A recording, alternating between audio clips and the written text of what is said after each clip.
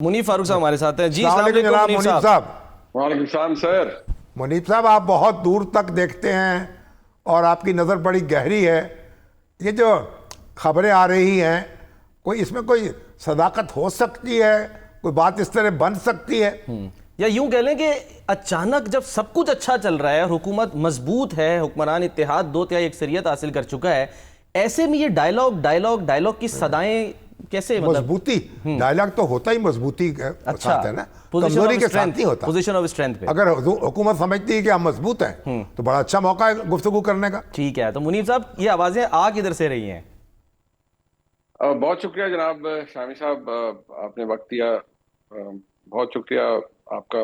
دیکھیے گزارش یہ ہے، ابھی سلمان صاحب اور آپ کی گفتگو میں سن رہا تھا. دیکھیے یہ بات آپ نے سر درست فرمائی ہے کہ جو مذاکرات ہیں یا کوئی بھی چیز وہ پوزیشن آف اسٹرینتھ سے ہوتا ہے، لیکن یہ جو مذاکرات کی باتیں ساری ہو رہی ہیں یا ڈائلاگ کی، یا وزیر اعظم کا بیرسٹر گوہر صاحب سے مل لینا اسمبلی میں، ان سے ہاتھ ملانا، اسد کیسر صاحب سے ہاتھ ملانا، گفتگو کرنا، یہ میں سمجھتا ہوں اس چیز کا ایک ایلیمنٹ ہے کہ حکومت ضرور چاہتی ہے کہ چلیں ڈائلاگ نہ صحیح لیکن کم از کم ڈائلاگ کی ایک پرچھائی نظر آتی رہے کہ ہم انگیج کر رہے ہیں اپنے سیاسی حریف سے، جو کہ بہرحال زیر عتاب ہے اور مسائل کا شکار ہے. یہ میرے خیال میں یہ حصہ ہے اس گریٹر اسٹریٹجی کا جو کہ بہت عرصہ پہلے بنائی گئی تھی کہ تحریک انصاف کو بہت کچھ ان کے ساتھ شیئر کرنا ہے. لوگوں کی ملاقاتیں بھی بیچ میں ہوتی رہیں گی خان صاحب سے، لیکن کوئی مٹیریل چیز نہیں ہوگی، کوئی سبسٹینشل چیز نہیں ہوگی، صرف یہ باتیں یعنی پلیٹیں کھنکتی رہیں گی، کھانا نہیں آئے گا. جی ہاں بالکل، یہ ایسے ہی ہے. اور آپ یقین مانیں کہ میں نے بہت پہلے بھی یہ کہا تھا کہ کوئی سیریس سوچ کبھی بھی یہ موجود نہیں تھی کہ خان صاحب کو ریلیز کیا جائے یا ان کو جیل سے نکالا جائے.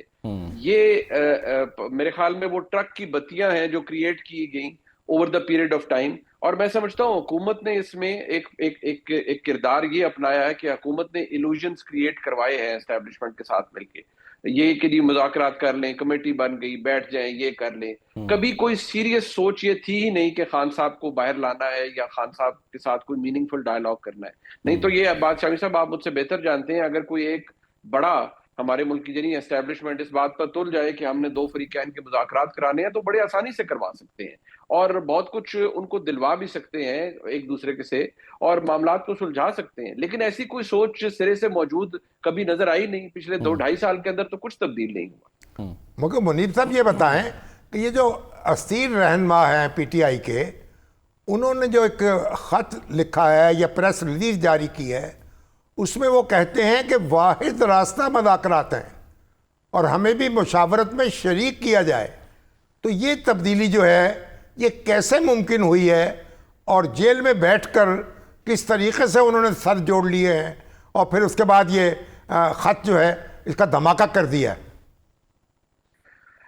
شامی صاحب میرے خیال میں جو دوست وہاں پر موجود ہیں، اسیران اگر میں کہوں، وہ جو موجود ہیں، ایک تو یہ کہ ان کو اس بات کا احساس ہو گیا ہے کہ یہاں کچھ بدلنے نہیں جا رہا. دیکھیے بالکل جیل میں وہ موجود ہیں،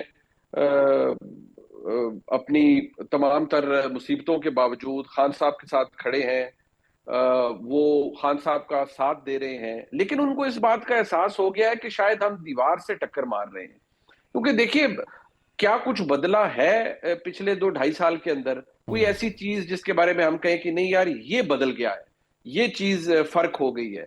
شاہی صاحب آپ کا تجربہ مجھ سے بہت زیادہ ہے اور آپ نے بہت کچھ بنتے بگڑتے دیکھا ہے. کیا آپ کو لگ رہا ہے کہ کوئی فرق آیا ہے؟ بلکہ مجھے تو لگتا ہے کہ ایک نئی تاریخ لکھی جا رہی ہے. عام طور پہ یہ ہوتا تھا کسی ایک کو اسٹیبلشمنٹ نکالتی تھی اور پھر 1 سال 1.5 سال کے بعد کوئی رستہ نکل آتا تھا اور آپ کو پتہ چل رہا ہوتا تھا کہ جو حکومت ہے وہ انکمفرٹیبل ہو رہی ہے اور اسی پارٹی جس کو نکالا گیا اس کے ساتھ مذاکرات اسٹیبلشمنٹ کے شروع ہو گئے.